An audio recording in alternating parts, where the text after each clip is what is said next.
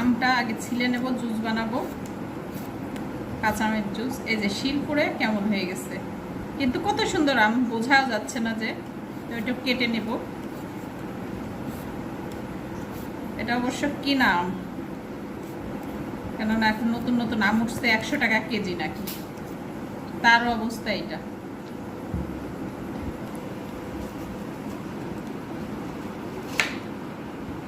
এমন করে ছোট ছোট করে কিউব করে কেটে নিব।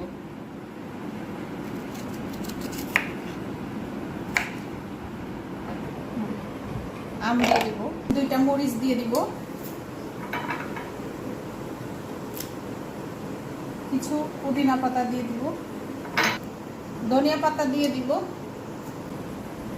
লবণ দিয়ে দেবো, এটা বিট লবণ, কিছুটা লেবুর রস দিয়ে দিব,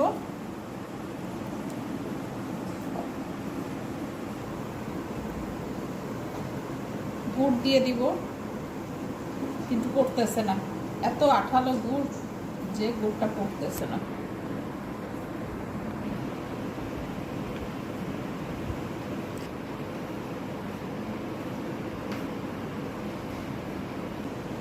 এটা আমাদের খুলনা, যশোর খুলনা থেকে আনা, এই যে দেশের বাড়ির গুড়। এটা আমি ফ্রিজে রেখে দিছি, 1 বছর পর্যন্ত আমাদের পাটালি গুড় সব সংরক্ষণ করে রাখি ডিপ ফ্রিজে।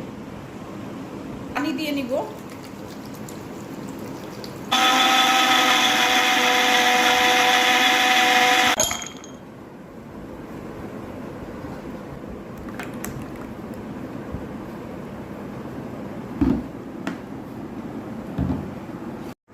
আসসালামু আলাইকুম এভরিওয়ান।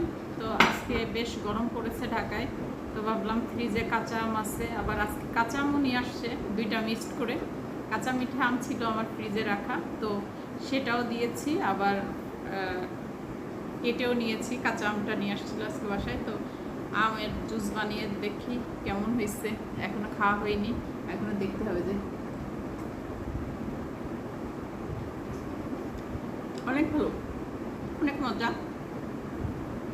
তো চিনিটা অ্যাভয়েড করছি এই কারণে যে চিনি খাওয়া তো আসলে ক্ষতি। এখন বলে, অনেকে বলে যে চিনি মানে বিষ।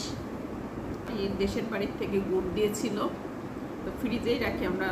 পাটালি বলেন, তারপরে ঝোল গুড় বলেন, ওইগুলো সমস্ত কিছু ডিপ করে রেখে দিই, সারা বছর আমরা খাই। তো ভাবলাম যে একটু গুড় দিয়ে বানিয়ে দেখি কেমন লাগে। তো অনেক টেস্ট, গুড়েরটা চিনির থেকে মজা বেশি। এই যে অনেক বানিয়েছি। এই যে এটা বোতলে করে ফ্রিজে রেখে দিব। কালারটা এই কারণে আসছে, এটা তো গুড় দিয়েছি, কিন্তু আপনার একটা আছে না, অনেক বেশি মিষ্টি খাওয়া যায় না, কেমন যেন লাগে।